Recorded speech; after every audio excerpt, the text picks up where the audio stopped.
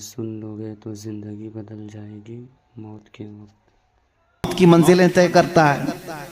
اور ایک روایت یہ ملتی ہے نزع کا وقت ایسا ہوتا ہے اگر محسوس کرنا چاہو تو اتنا سمجھ لو، نزع کے عالم میں اگر اس بندے کے جسم پر ایک مکھی بیٹھ جائے تو اسے ایسا لگتا ہے کہ پہاڑ بیٹھا ہے، وہ مکھی کا وزن بھی برداشت نہیں کر پاتا، اور اگر ایک قطرہ پانی اس کے حلق میں اتارا جائے تو اسے ایسا لگتا ہے ایک ندی میں نے پی لیا، اس کے لیے ایک قطرہ پانی ایک ندی پانی کے برابر لگنے لگتا ہے۔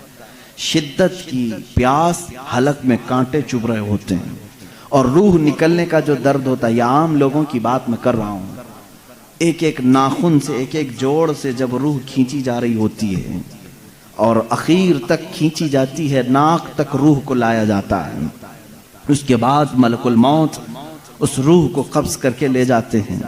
میرے عزیزو، ایک مجھے بات یہاں پر یہ یاد آتی ہے، ماں عائشہ صدیقہ رضی اللہ تعالیٰ عنہ فرماتی ہیں اچانک دروازے پر دستک ہوئی اور ملک الموت آئے تھے، اجازت طلب کر رہے تھے کہ یا رسول اللہ صلی اللہ علیہ وسلم کیا میں اندر آ سکتا ہوں؟ حضور اکرم صلی اللہ علیہ وسلم نے فرمایا عائشہ یہ فرشتہ کسی کی بھی روح نکالنے کے لیے اجازت نہیں لیتا، یہ مجھ سے اجازت لیا ہے اور اس کے بعد اب کبھی کسی سے اجازت نہیں لے گا۔ ملک الموت کو بھی یہ حکم تھا اللہ کی طرف سے، نبی اگر اجازت دیں تو روح قبض کرنا۔ پھر وہ کیسے لوگ ہیں جو کہتے ہیں کہ محمد صلی اللہ علیہ وسلم مالک و مختار نہیں تھے؟ مالک و مختار نہیں تھے، یہاں تو روح نکالنے کے لیے بھی اللہ نے پابند کیا ہے ملک الموت کو، جو فرشتہ کسی سے نہیں پوچھتا وہ رسول سے پوچھ کر کے حجرے میں آ رہا ہے۔ اور اس وقت جو مکالمہ ہوا، بعض بزرگوں نے فرمایا ہے کہ رسول کریم صلی اللہ تعالیٰ علیہ وسلم نے اس وقت کیا بیان فرمایا جانتے ہیں آپ؟ اے مسلمانوں، ذرا اپنے ہوش و حواس کو سنبھالو اور میری اس بات کو توجہ سے سننا، اگر اپنے نبی سے محبت کرتے ہو، میرے آقا صلی اللہ تعالیٰ علیہ وسلم سے تم گہری الفت رکھتے ہو تو اس جملے کو سنو، ہماری اور آپ کی بھی موت آئے گی اور ہم اپنے سامنے مرنے والے بہت سارے لوگوں کو دیکھتے بھی ہیں، لیکن جب دنیا سے کسی کی موت کا وقت قریب آتا ہے تو ہم نے دیکھا وہ اپنے آپ کو نہیں پہچان پاتا، اسے خود اپنا نام یاد نہیں رہتا، ماں باپ بھائی بہن رشتہ دار بھی اگر قریب ہوں تو پہچان نہیں پاتا کون ہے۔ نزع کی شدت ایسی ہوتی ہے، اپنوں کو بندہ نہیں پہچان پاتا نزع کے وقت، مگر قربان جاؤ اس تاجدار دو عالم صلی اللہ علیہ وسلم کی ذات پر، ملک الموت آئے ہیں اور نزع کی حالت ہے۔ اس وقت کیا پوچھا جانتے ہیں آپ؟ رسول کرام وقار صلی اللہ تعالی علیہ وسلم نے ان سے یہ کہا، اے اسرائیل، یہ جو نزع کا درد ہے کیا یہ درد میری امت کو بھی دیا جائے گا؟ کیا اس درد سے میری امت کو بھی گزارا جائے گا؟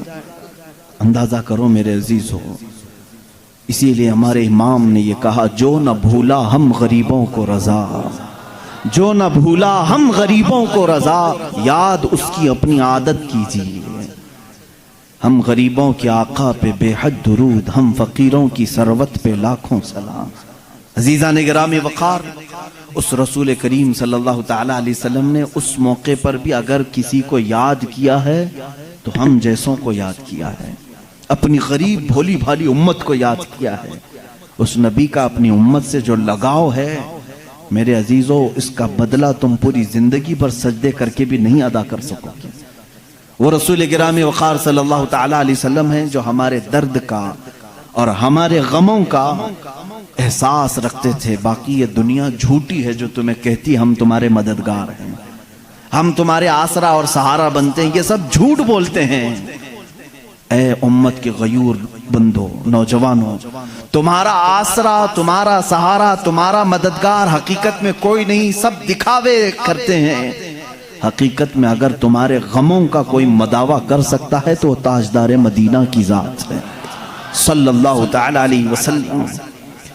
میں جو بات کرنے جا رہا ہوں وہ یہ ہے کہ ام المومنین عائشہ صدیقہ رضی اللہ تعالیٰ عنہ فرماتے ہیں، اسی حالت میں ان کے زانوں پر سر رکھ کر کے میرے آقا صلی اللہ علیہ وسلم لیٹے تھے، ملک الموت اسرائیل علیہ السلام نے آپ کی روح پاک کو نہایت ہی ادب و احترام کے ساتھ نکالا، اور اپنے رب ذوالجلال کی بارگاہ میں لے کر چل پڑے۔ اللہ کے حبیب صلی اللہ تعالی علیہ وسلم پاکیزگی کی حالت میں تھے، رات کا وقت تھا اگرچہ، لیکن چہرہ اسی طرح چاند کی طرح روشن تھا۔ سب سے پہلے حجرے میں داخل ہونے والے سیدنا ابو بکر صدیق رضی اللہ تعالیٰ عنہ، حضرت ابو بکر صدیق رضی اللہ تعالیٰ عنہ تشریف لائے۔ حضور صلی اللہ تعالیٰ علیہ وسلم کو دیکھا، پیشانی مبارکہ نہایت ہی ٹھنڈی تھی۔ آپ نے میرے آقا صلی اللہ علیہ وسلم کے ماتھے کا بوسہ لیا اور کہا، اے اللہ کے نبی، جو موت آنی تھی وہ آ گئی، اب اس کے بعد موت کا درد دوبارہ اللہ کبھی آپ کو نہیں دے گا، کبھی دوسری موت آپ پر نہیں آئے گی۔ اس کا مطلب یہ ہے کہ صدیق اکبر کا یہ عقیدہ تھا کہ ایک موت کے بعد میرا نبی اب ہمیشہ کے لیے زندہ ہو گیا ہے، جو موت آنی تھی وہ آ گئی۔ اللہ کے حبیب صلی اللہ علیہ وسلم اس کے بعد برزخی زندگی میں زندہ ہو چکے۔ اب جو معاملات تھے، یہ پیر کا دن تھا، پیر کا دن گزر کر رات آئی تھی۔ اب جیسے ہی باہر آ کر کے اعلان ہوا، مسجد نبوی میں صحابہ کھچا کھچ بھرے ہوئے تھے۔ وہ اس لیے نہیں کہ موت کی خبر سننی ہے، بلکہ ہمہ وقت چہرے رسول کی زیارت کے لیے بیٹھے رہتے تھے کہ دروازہ کھلے گا، پردہ ہٹے گا، ہم نبی مکرم صلی اللہ علیہ وسلم کے چہرے کو ایک بار دیکھیں گے۔ وہ صحابہ رات بھر اس حجرے کی طرف دیکھتے رہتے تھے۔ صبح کی اذان ہو جاتی تھی، صبح سے جو بیٹھتے ظہر تک پڑھتے ہوئے رہتے تھے کہ چہرہ انور کی زیارت جس کو وہ عبادت سمجھتے تھے۔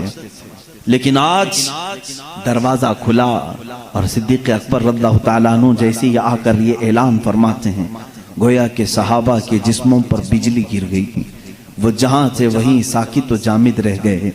ایسی پوزیشن کی تاریخ میں لکھی گئی ہے، مدینے والوں پر ایسی کبھی آفت نہیں آئی جس طرح وفات رسول کی غم کی خبر ان پر آئی تھی۔ صحابہ جہاں تھے وہیں کھڑے رہ گئے، کسی کو کچھ سمجھ میں نہیں آتا۔ حضرت عثمان غنی رضی اللہ تعالیٰ عنہ کا حال یہ تھا کہ وہ زمین پر ایسے بیٹھے رہ گئے کہ کوئی ان کو ہلاتا تو بھی نہیں ہلتے تھے، کبھی ان کو کوئی اٹھاتا تو نہیں اٹھتے تھے۔ رات گزر گئی، صبح کے وقت سیدنا عمر فاروق رضی اللہ تعالیٰ عنہ کا حال تو یہ تھا کہ جیسے ان کو خبر دی گئی، وہ اپنی تلوار نکال کر کے مدینے میں باہر گلیوں میں اس طرح گھومتے تھے، جوش سے آوازیں نکالتے تھے، خبردار اگر کسی نے کہہ دیا میرے نبی کا انتقال ہوا ہے، میں اس کی گردن مار دوں گا، میں اس کی گردن اڑا دوں گا۔ میرا آقا و مولا فوت نہیں ہوا ہے، میرے رسول کی وفات نہیں ہوئی ہے، میں اس کی گردن اڑا دوں گا اگر کوئی کہہ دے کہ میرے نبی کا انتقال ہوا ہے۔ وہ ان کا جوش تھا، فرط محبت میں کہے جا رہے تھے۔ لیکن اس پوری سچویشن کو دوسرے روز اگر کسی نے سنبھالا دیا ہے تو صدیق اکبر کی ذات ہے۔ سیدنا ابو بکر صدیق رضی اللہ تعالیٰ عنہ نے سب کو جمع کیا مسجد نبوی شریف میں۔